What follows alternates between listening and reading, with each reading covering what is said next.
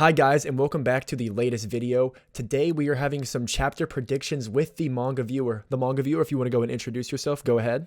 Hey everyone, it's the Manga Viewer, and today I'm hosted by the amazing hiXtrah. hiXtrah, thank you so much for having me today, man.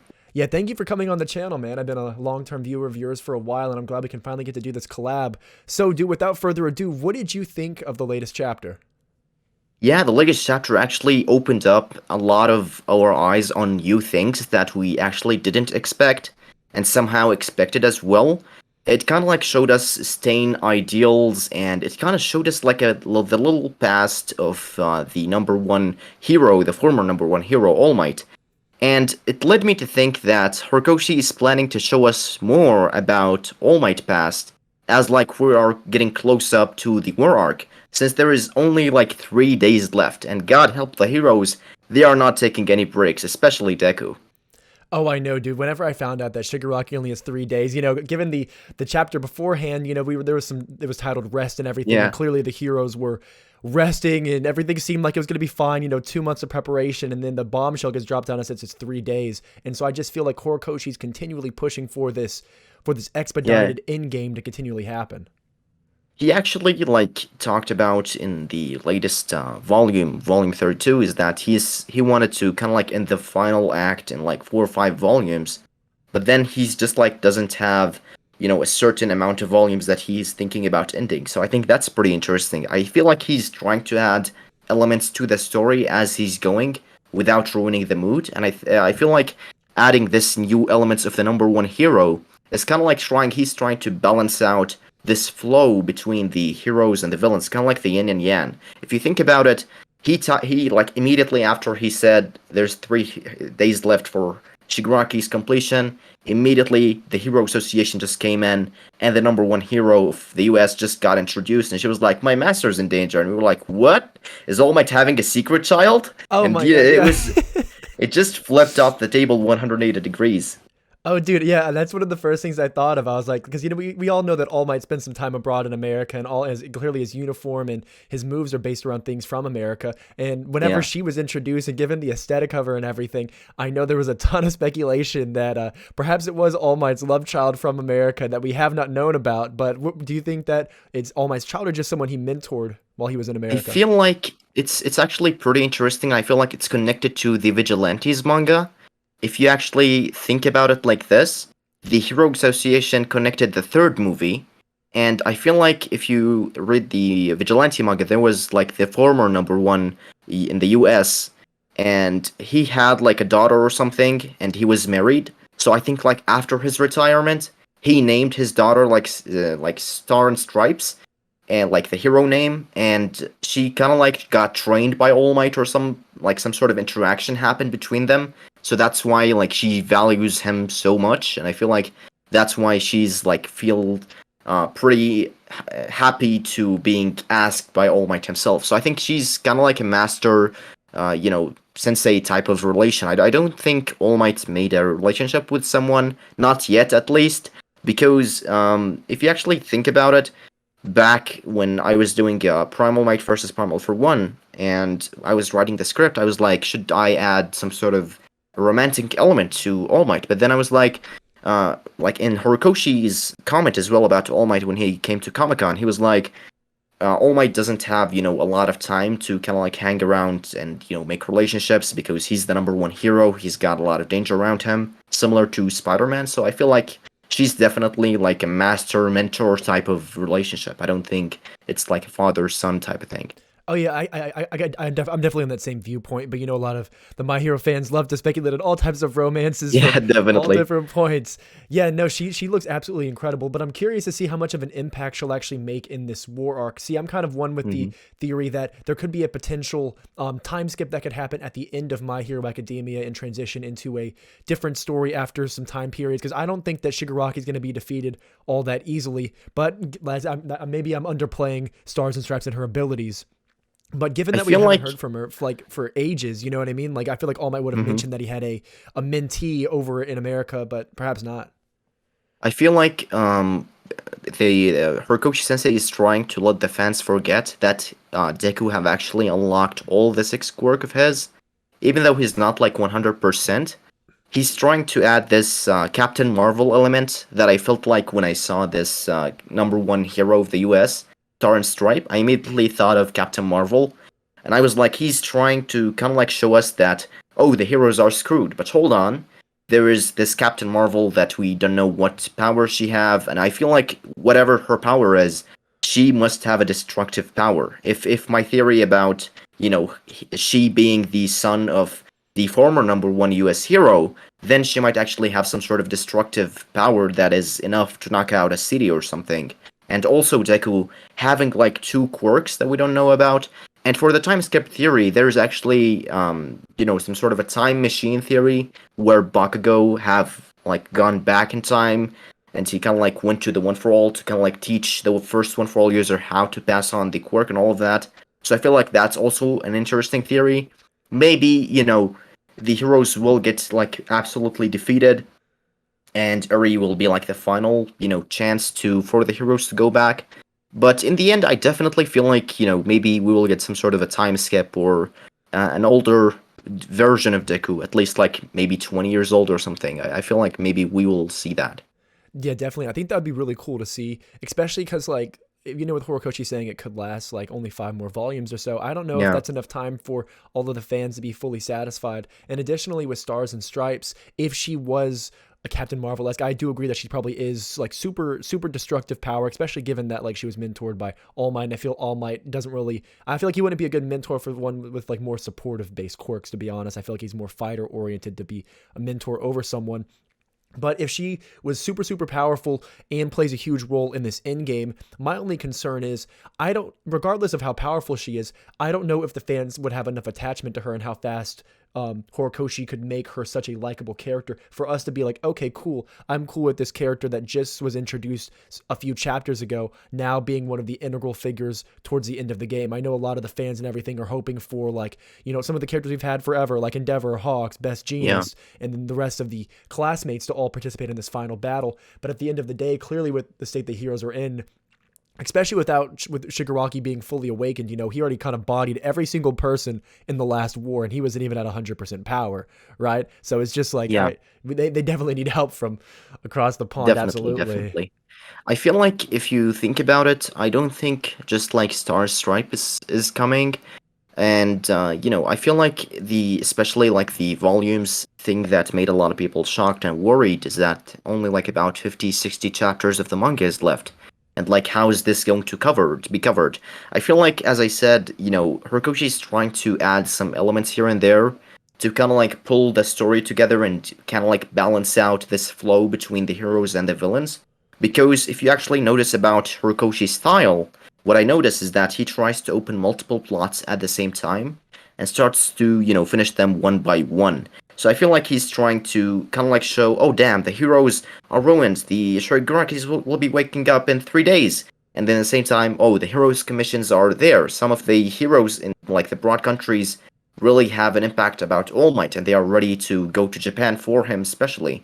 And I feel like it's not like Star and Stripe will be the one to kind of like win everything. I feel like if Horikoshi decides to go with the same way that he's going, maybe we'll have something as One for All getting, and huge spoiler by the way if this comes true, I'm not sure, but it's a theory after all. If One for All gets passed on to every hero in like the people that are in the war arc, and keeps like getting passed down, passed down, passed down, and then going back to Deku, and then like finishing the League of Villains off, or like finishing just Shigaraki's off. Maybe we'll have a fight between All for One and Shigaraki because that's a lot of people are anticipating for that.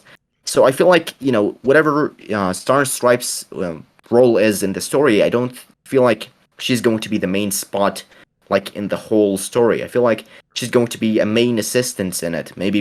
And I feel like after introducing a new character, we will like certainly get a backstory of her. Maybe like in the next chapter, we will see who she is. How did she met All Might? Similar to Rifle, like we got introduced to her really late in the story, and in 2 chapters we got her backstory completely covered. So I feel like a similar thing might happen. Maybe we'll get shifting back to the League of Villains because we haven't seen them in like 30, 40 chapters, and I feel like that's what Horikoshi likes to do. He likes to jump between different characters and explain their stuff and what's going on to kind of like like make this sort of goosebumps, emotions Uh, type of thing. I feel like that's sort of the thing that Roku Sensei is trying to do.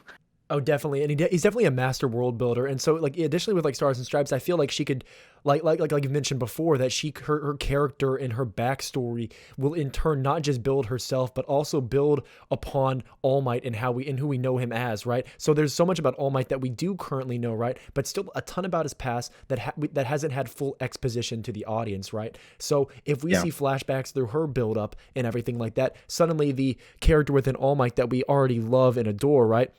Now we know even Yeah. more about him, and I'm kind of on the theory that before My Hero Academia ends, I feel like All Might really has a lot of death flags going towards him. I don't know what your thoughts on that are. Yeah, since All Might is my favorite characters, one of my favorite characters in My Hero Academia, I feel like Um, maybe like a huge percentage is going that way, but in the same time, I feel like he's going with the role that I'm not going to be, useless anymore. And I feel like that's what Torikoshi is planning on to do. Really, a lot of like YouTubers and fans feel like All Might should have died with the fight of All for One, like Uh finishing huh. off All for One and then dies, and that will be like creating a huge impact.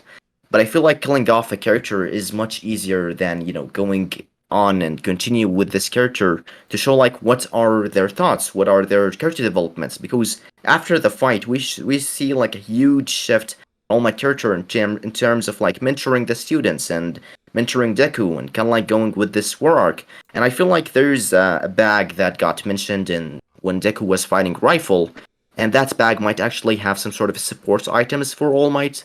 Maybe some sort of a device that Dave Shield created. We don't know. I feel like that would be really cool to see All Might going back to his prime in his body because we know One for All can't go back. But All Might alone, like with his body, is pretty strong.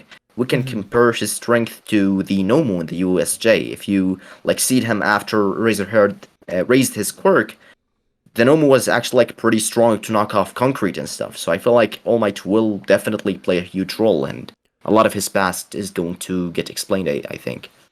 Yeah, I agree absolutely. And kind of one of the things I thought of when you were saying that is, you know how like in Seven Deadly Sins, whenever Escanor lost his sunshine, spoiler warning by the way, whenever Escanor Yeah, lost his sunshine, and people thought perhaps he could be, useless because now that he doesn't have his power. But clearly, the like what made Escanor who he was and what made All Might who he was, as Stain mentioned, what had nothing to do with powers or quirks. It's the ideals he definitely. held and the values he had. And so I can see absolutely All Might because we know he's still able to, although briefly, access that form briefly, right? He still has the convictions that he's always Definitely. had as the number one hero, and that hasn't changed. And like you said, yeah, this transition from All Might, because he was pretty sad for a few chapters and kind of doubting himself, and now Stain has kind of reminded him who he is, and now seeing that people still support him and the ideals he had are still flowing through all of these people, and whether they're embers that are burning into a fire now, we can still wait and see. Yeah, I really do. I Definitely. really, I really do hope that All Might doesn't die. But I do know that I feel like there has to be some type of really intense death to happen towards some of the end game of the story. And I don't know. I don't know who it could be. Endeavor's also one person I can imagine definitely dying Yeah, within the maybe end him and game. Dobby. Yeah. Another thing that I want to talk about in the next chapter is that the hero's perspective of this battle. We know that Horikoshi hinted that Deku have four support items around his arms and legs, which kind of like protects him from getting injured and all of that. This information actually got revealed in volume 32 for those of you who doesn't know, and I feel like maybe we will see the perspective of the heroes since like there is only 3 days. Maybe the pro heroes will be like, okay, we have to make a plan. Here's how it's going to go. Or they're gonna probably like make a plan in the same day and attack like before Shigaraki's completion. Because as I feel like this is a battle against time itself, and not just that, but actually like really funny and really surprising in the My Hero Academia story is that, for example, in All Might case, he's fighting against time because he's losing his power constantly, and I feel like in this war specifically, the heroes are fighting against the villains like with time as well, since they want to win, they want to get rid of the villains before the 3 days time limit reaches, and just kind of like finish the war off. It's similar actually to the third movie of My Hero Academia. They have like 2 hours to finish the battle, and it's kind of like a battle against time a lot of the times in My Hero Academia, I feel like. Yeah, it's an interesting point. I never really considered the fact that it is this continual battle against time, but yeah, it absolutely is. So within these final battles upcoming, right? You know, where some of the people of the League of Villains that we, like you mentioned, it's been many chapters since we've heard of any of them. Who do you think some of the biggest obstacles to the heroes are going to be in terms of the League of Villains members? I feel like Gigantomachia, Shigaraki, Dabi, Toga, we haven't heard about her for like, ages. Maybe she's hiding between the heroes, we don't know. One of the theories that I speculated is that Toga might have taken some of Gigantomachia's blood, and when she entered the UA mansion, she's going to like bust up and transform into this Gigantomachia figure and destroy the UA from the inside as the villains attack. I feel like that's a really interesting theory if Horikoshi wants to go with the dark side of the story. But I feel like, Shigaraki, Dabi, Toga, Gigantomachia, all for one, those are kind of like the big faces or like the big five in the whole League of Villains. And I feel like that's what will make the heroes tremble and shiver in their knees or something. Oh, absolutely. Yeah. I'm interested to see what Horikoshi's going to do with Toga specifically, because there's already been Yeah, hinted several times that Uraraka wants to inevitably save Toga somehow, right? But it's kind of like, how do we get to that point where she's someone who is even in position to be saved? I really like that theory of the Gigantomachia thing. I haven't actually read that one before. That seems yeah. absolutely destructive in terms of a way that the I villains could actually all get talked in. about it Yeah. multiple times, but I feel like Horikoshi's watching the video and he's like, "Nah, that's too dark. Come on, let's put Deku in the bath. That's much better." Yeah, I know that appeases Yeah, a lot of the fans saying that Deku Bassi, but for me, I'm all for the dark twist that Horikoshi probably has in store for us, especially given that definitely, these last definitely. chapters and everything, it's been such a dark twist on the My Hero world. And although Deku was Mhm. only off by himself for just a little bit of time, it was still like, my gosh, we were seeing this kid essentially kill himself through his own work, which is just dark, especially because Deku's always been so positive and optimistic, and we see him completely broken. Definitely. I definitely like that twist. I feel like it's been, executed well, but I feel like in the recent, like, 20, 30 chapters, there has been a portion of it where it felt a bit, rushed or a bit fastened, and I feel like that's because of the 4 or 5 volumes thing. And then Horikoshi felt like, oh, maybe I can, like, slow down a bit and maybe go for, like, 10 volumes or something like that. Actually, one of the theories that I talked about is that My Hero Academia is going to end in like 600 chapters, and the reason for that is there is like six quirks for the one for all thing, and kind of like each quirk have some sort of senses, like for example the heroing senses or like something have to do with the emotions itself. So I feel like it will be interesting to see My Hero Academia ending on 600 chapters, although I will doubt that a bit, but it will be pretty interesting, I feel like. Oh yeah, yeah, that would. I see. I would love for it to be like 600 chapters as well. It's just always that kind of these new generation animes and mangas. I feel are continually trying to not have their stories stretch out for a super long time. Although that's what we want, right? Like we want this story to continue and continue. You know, one of the things I don't like whenever stories do, like with Seven Deadly Sins, I feel like that manga could have gone on longer, but then they just want to push for the sequels to these things. But Horikoshi definitely has the fan base, and I think he has the world building and all these potential plot lines to go through to I make this a 600 chapter manga. Yeah. I feel like My Hero Academia have a lot of potential to be like the number one manga even, but it's still not there yet. It's getting better as like we're going on, and that's what I really like about like some of the mangas, for example, Gintama and My Hero Academia, and all of those. They're not trying to be the best from the first chapter. They're kind of like building up slowly to kind of like showing you the story and the characters growing as like we are going on with the story, like Deku transforming from a crybaby to a sick vampire figure like Batman or something. I felt like that was pretty interesting in this story. Yeah, I just wish it went on longer. Like you said, it did feel kind of rushed, that whole Yeah, development, at least his time over there. It was only like a handful of chapters. But definitely. yeah, I guess Horikoshi didn't want to go down that route. Although I feel like all the fans, for the most part, like there was a ton of great reception whenever Deku went down this path. You know, there were some people like, "Oh, where's regular Deku?" type thing. But I feel like the majority of us fans were like, "Hell yeah, this is absolutely great!" Like Yeah. in terms of like the darkness that Horikoshi's like gone through, right? Like whenever he like had Shigaraki's backstory, right? That's whenever I was reading that chapter. I vividly remember him being like, okay, this is not the My Hero I once thought it was. Horikoshi has this potential to show this brutality of this world. Yeah, I feel like that was pretty interesting, the story. I feel like a lot of what the My Hero Academia story is going for is that I am not going to defeat you type of thing. I'm going to save you type of thing. For example, when we see Deku inside the One for All world, he's trying to reach out for Shigaraki, even though Shigaraki is, a big villain or, a bad villain, but he had a bad childhood. Similar for Toga and Oraka. I'm trying to save you. I want to save you. And I feel like the ultimate villain in the war arc will be probably like All for One, because I don't think anyone wants to save him. But it's really cool to think about that. I feel like that's what Horikoshi is trying to do. That's why he's not trying to go with the dark path, but it's more like I want to save you, and we can see that in a lot of examples. For example, Class 1A saving Deku, Stain saving All Might from being useless or thinking he's useless, and Oraka saving Toga and all of that. I feel like it's all connected in one big circle.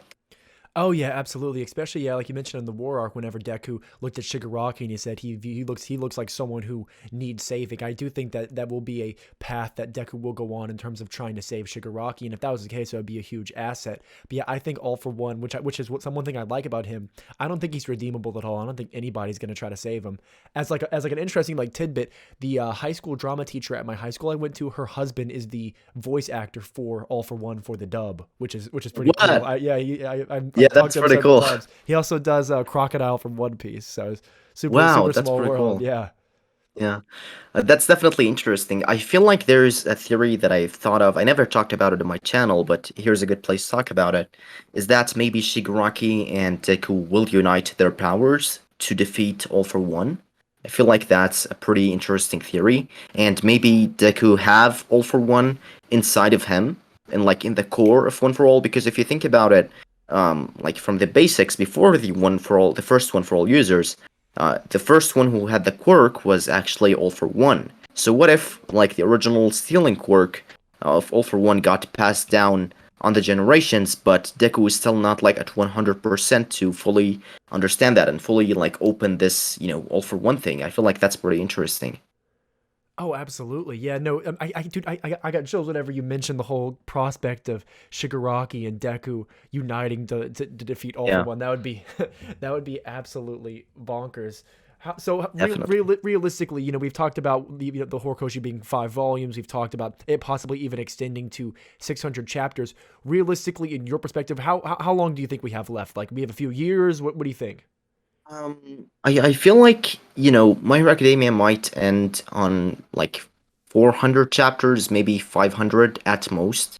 If Horikoshi is going with the same, mentality and the same process, if he's like going with the same, like I'm gonna end it after this war arc or this is the final arc, I feel like at most it's at least like 400 chapters, 450 maximum 500. But if he decided to kind of like, no, I want to go with like future Deku and show him like getting married and going on to be a pro hero. That it might stretch even beyond that. It's all about the author. But I feel like as for now, it's probably going to end on chapter 400, maximum 500.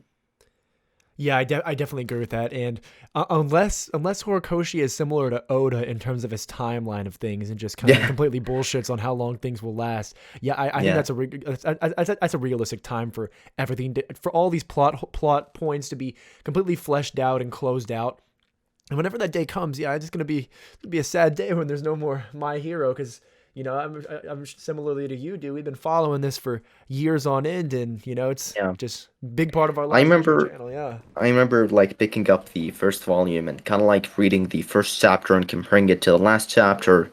And Horikoshi is definitely going on beyond his limits in terms of his drawing and his experience. He's definitely developing. I really like that. I really dig that in the manga. Yeah, I really love seeing when mangakas over time you just see them develop. So Horikoshi's done it, Gege Akutami from Jujutsu Kaisen's done it. Over time, if you compare like you said those first volumes to what's going on now, their art style is dramatically different. You see these authors growing up and developing through their work, which is just so cool to see. Yeah, that's what actually I tried to do when I was writing Primal Might versus Primal for One. It's actually 80 minutes movie that we're working on, and what I try to do basically is that okay, what's the fandom, needs? What's the fandom like things that they wanted? And I kind of like wanted to give this dark era of a fight between All Might and All for One, and also explain some parts. Like for example, this is also a spoiler, but you guys deserve it, so. I explained All for One backstory. This is by the way just like fully written by me, so but I tried to make it as canon as possible. And All Might facing off Endeavor, and just everything, and also making the movie R-rated. Like from part two, it's just R-rated, and it's definitely really nice when you're writing the story by yourself. You adding this elements and trying to combine everything to fit into one nice circle. I feel like that's a really nice thing. Oh, dude, that's absolutely so sick that you're working on it. How long have you been developing this for and writing? I've been actually working on it for about a year, and the team itself have been growing exponentially, like from about 10 animators and to now like 250 animators and three composers, and it's a lot of people to go through. So it's definitely really interesting to see. Awesome. Yeah, no, for any viewers, if y'all have not checked out his channel and his videos, dude, you should absolutely watch them. They're absolutely brilliant. And I will link the Prime All Might versus Prime All for One with the fan animation in the description because for me that was the one of the videos that really I fell in love with on his channel. So that'll be linked in the description below. Thank you guys so much for watching, and I hope you enjoyed this video. Just two dudes talking their hearts out about My Hero Academia and predicting stuff. Yeah, guys. So if you like videos like this and you want to see me be on his channel, for instance, and we can go kind of a back and forth on some of these discussions and everything, and kind of just freestyle it like we are now. Yeah, please let us know in the comment section below. And like I mentioned, please go sub to his channel, drop a like, and let him know in the comments if you came here from his channel and vice versa. So guys, as always, we will catch you all next time.